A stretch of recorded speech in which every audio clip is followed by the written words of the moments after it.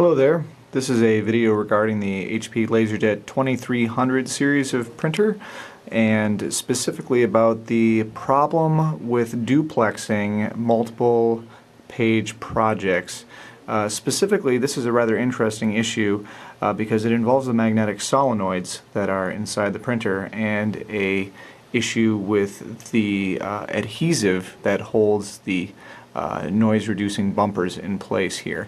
Now, I'm not going to necessarily talk about how to get the printer to this state. There are plenty of guides available online for that, but this is just to talk about how to fix the issue with duplexing and jamming problems. So, what I want to point out here is that this printer is probably at least 5 or 6 years old. I don't know the exact date, and it was brought into us because it was jamming.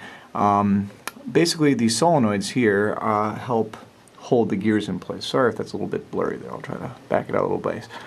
Anyway, so these gears get held back and forth by these solenoids, which are little magnets down here. Now, originally, when HP sells these, there's a little tiny bumper that basically prevents that noise there. But over the years, that bumper gets worn down, and then all that's left stuck on the metal is just the adhesive that originally held the bumper in place. And you can already probably tell where I'm going with this.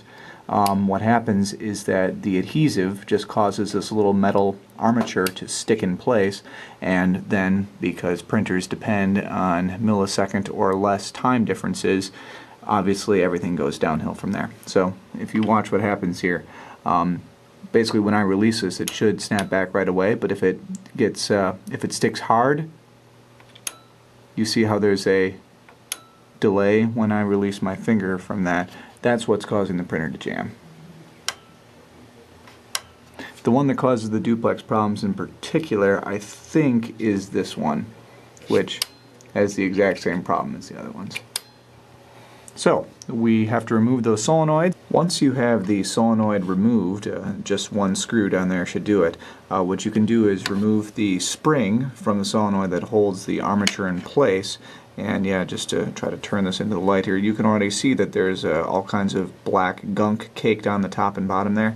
That's the remainder of the bumper. So here's a bumper right there. And there might have been a little bit of one up there at the top as well. So here and here, we need to just get all of that stuff just rubbed completely off. You can replace it with something, maybe wrap some string or some sort of non-adhesive method, but really, for a printer this old, I'm just going to choose to leave it completely uncovered. It might make a little bit more noise, but at least we can be assured that this problem isn't going to happen in the future. So we go find some rubbing alcohol and a tissue and go to work on it. So as you can see here, we've removed all of the adhesive from the armature of the solenoid, and we've also taken it off the body of the solenoid. We can see how clean that is right there. No more of that black adhesive. Now, while I was doing this, I looked online, and it seems that, contrary to what I said previously, what we do want to do is actually take some kind of piece of plastic or some sort of magnetic resisting stuff and just stick it back on the place where the adhesive used to be. The reason for that is that a lot of times people just clean that off like I was planning on doing, and they don't replace it, and then there's a problem with residual magnetism from the solenoid. So it fires, it causes the metal to still be slightly magnetic, and then you have the same jamming and timing issues because, once again, all it takes is a microsecond of delay and then the printer will jam. So what I'm going to do is I'm just going to stick a little piece of tape back onto there, and I probably can't do that while I'm holding the camera, so I'll just demonstrate again when it's back. Now, as you can see, that's what it looks like with my little gray piece of electrical tape stuck on there.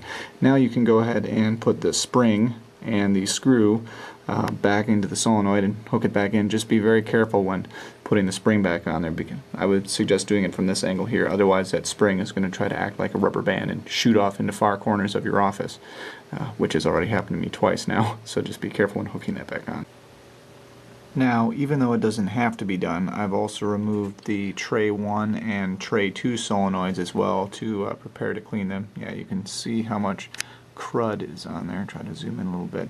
Yeah, that brown patch there, that's what is on all the solenoids, and that's what you need to remove because it gets really sticky with use. It doesn't feel as bad as the duplexer one was. But yep, that is the main cause of the sticking issue. So we'll get those cleaned off and hopefully things will work.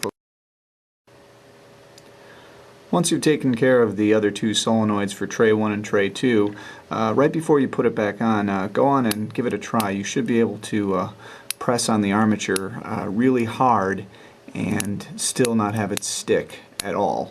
So that should mean that, of course, the adhesive, thanks to the little electrical tape I put on there, it's not going to pose a problem, and we're not going to have any issues with residual magnetism either. By the way, if anybody knows where this part goes to, I think it fell off of the network card box at some point, so I don't think it's anything important, but if you know where it goes, please let me know. Thanks.